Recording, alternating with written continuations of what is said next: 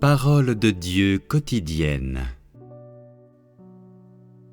L'œuvre dans le courant du Saint-Esprit, peu importe qu'elle soit la propre œuvre de Dieu ou le travail des gens qui y sont utilisés, est l'œuvre du Saint-Esprit.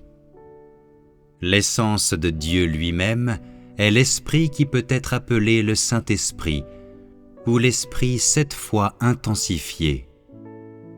Somme toute, ils sont l'Esprit de Dieu, même si l'Esprit de Dieu a été appelé par des noms divers dans les différentes ères.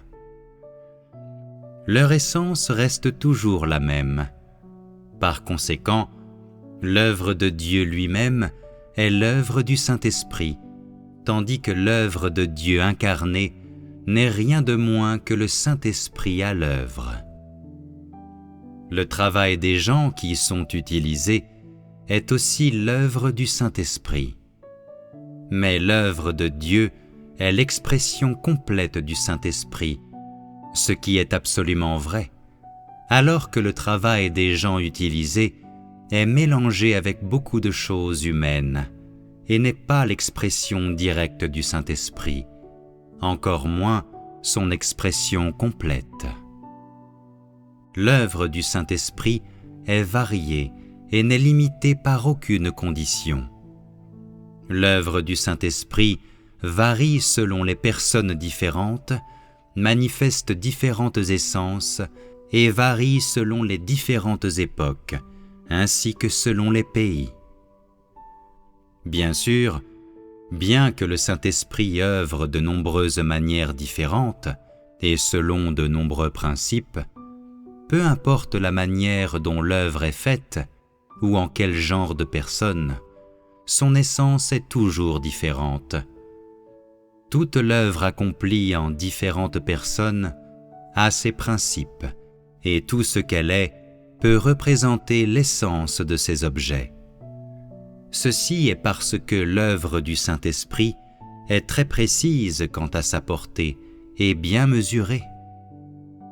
L'œuvre accomplie dans la chair incarnée n'est pas la même que l'œuvre effectuée dans les personnes, et l'œuvre varie aussi selon le calibre des personnes dans lesquelles elle est effectuée. L'œuvre faite dans la chair incarnée n'est pas faite dans les gens et n'est pas la même œuvre que celle qui est faite dans les gens. En bref, peu importe la façon dont elle est faite, l'œuvre opérée en différents objets n'est jamais la même, et les principes sur lesquels il fonde son œuvre diffèrent en fonction de l'état et de la nature des différentes personnes dans lesquelles il œuvre. Le Saint-Esprit œuvre en différentes gens en fonction de leur essence intrinsèque et n'exige d'eux rien qui dépasse leur essence inhérente, ni n'accomplit en eux une œuvre qui dépasse leur calibre intrinsèque.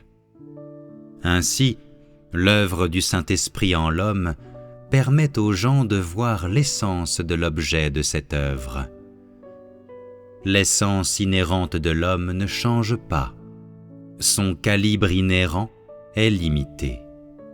Le Saint-Esprit utilise les gens ou œuvre en eux selon les limites de leur calibre, afin qu'ils puissent en bénéficier.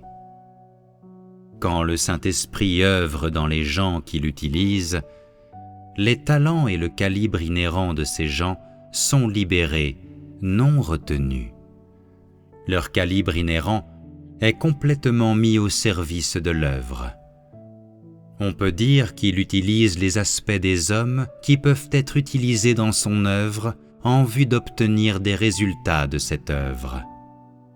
Par contre, l'œuvre effectuée dans la chair incarnée exprime directement l'œuvre de l'Esprit et n'est pas altérée par l'esprit humain et les pensées humaines. Ni les talents de l'homme, ni l'expérience de l'homme, ni la condition innée de l'homme ne peuvent l'atteindre. La totalité de l'œuvre du Saint-Esprit est destinée à bénéficier à l'homme et à édifier l'homme. Cependant, certaines gens peuvent être perfectionnés, tandis que d'autres n'ont pas les conditions requises pour être perfectionnés, c'est-à-dire qu'ils ne peuvent pas être perfectionnés et peuvent difficilement être sauvés, et même s'ils ont fait l'objet de l'œuvre du Saint-Esprit, ils sont finalement éliminés. Cela revient à dire que, bien que l'œuvre du Saint-Esprit soit d'édifier les gens, on ne peut pas dire que tous ceux qui ont fait l'objet de l'œuvre du Saint-Esprit seront complètement perfectionnés, car le chemin que beaucoup de gens empruntent dans leurs recherches n'est pas le chemin du perfectionnement. Ils sont seulement l'objet de l'œuvre unilatérale du Saint-Esprit et ne fournissent pas la coopération humaine subjective, ni la recherche humaine correcte. Ainsi, l'œuvre du Saint-Esprit en ces gens sert à ceux qui sont perfectionnés. L'œuvre du Saint-Esprit ne peut pas être vue directement par les gens, ni touchée directement par les gens eux-mêmes.